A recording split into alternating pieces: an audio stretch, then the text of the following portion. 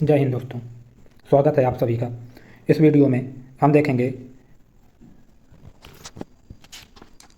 विद्युत धारा के चुंबकीय प्रभाव से रिलेटेड कुछ नियम। तो हम देखते हैं चुंबकीय क्षेत्र की रेखाएं।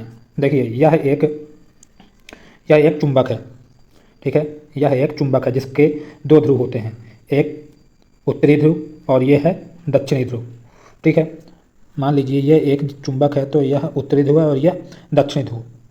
इसको यदि हम तोड़ते हैं तो भी जो नया चुंबक बनेगा तो उसमें भी एक दक्षिणी ध्रुव और एक उत्तरी ध्रुव अलग अलग होंगे। इस तरीके से या जब भी कितनी भी बार आप चुंबक को तोड़ोगे तो वह दक्षिणी ध्रुव और उत्तरी ध्रुव में अलग अलग बनेंगे, ठीक है। अब आइए देखते हैं चुंबकीय क्षेत्र की रेखाओं के बारे में जानते हैं। देखिए किसी चुंबक में चुंबकीय रेखाएं उत्तर से दक्षिण की ओर जाती हैं, ठीक है। ये उत्तर से दक्षिण की ओर जाती हैं, उत्तरी ध्रुव से बाहर निकलेंगी और दक्षिणी ध्रुव से अंदर आएंगी। और देखिए और ये चुंबक के अंदर दक्षिण से उत्तर की ओर जाती है, ठीक है। इस पर कंफ्यूज नहीं होइएगा, हर बार इससे क्वेश्चन आता है।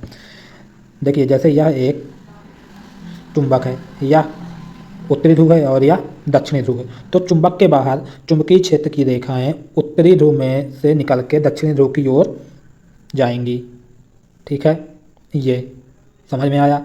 और चुंबक के अंदर जब ये जाएंगी तो दक्षिणी ध्रुव से उत्तरी ध्रुव की ओर जाएंगी, ठीक है।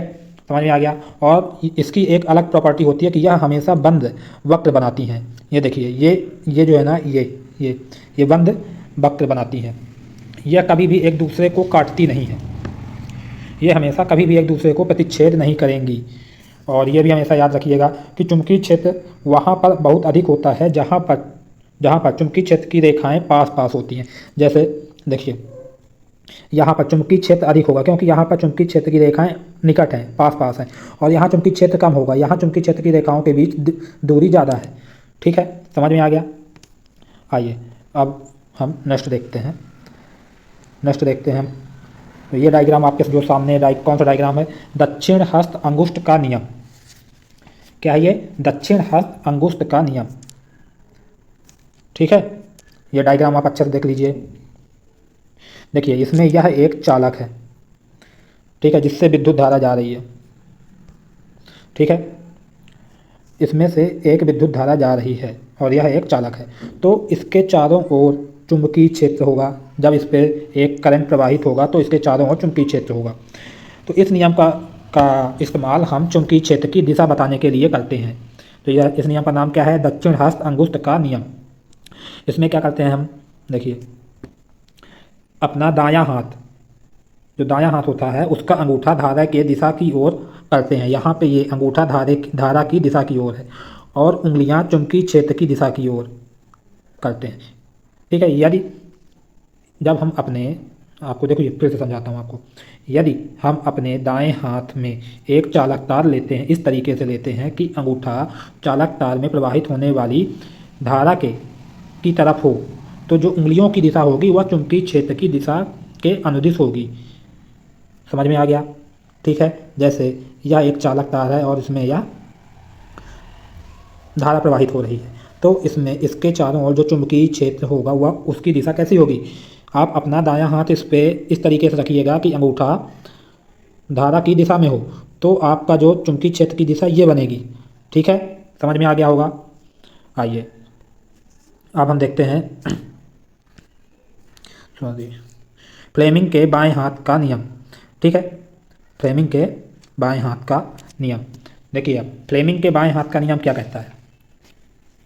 जब हम अपने बाएं हाथ को इस तरीके से लेते हैं कि अंगूठा, तर्जनी और मध्यिका ये तीनों के बीच 90 डिग्री का कोण बने, ठीक है। इस तरीके से लेंगे। ये आप डायग्राम देखिए, डायग्राम में जिस तरीके से हाथ की उंगलियों को किया हुआ उस तरीके से आप अपनी उंगलियों को फैलाइए। तो यह जो फैलेगा उसमें बनेगा अंगूठे, तर्जनी, देखो ये अंगूठा, ये तर्जनी और ये मध्यिका, ये सबसे बड़ी वाली उंगली होती है, ठीक है। तो इनके बीच 90 डिग्री का कोण बनेगा।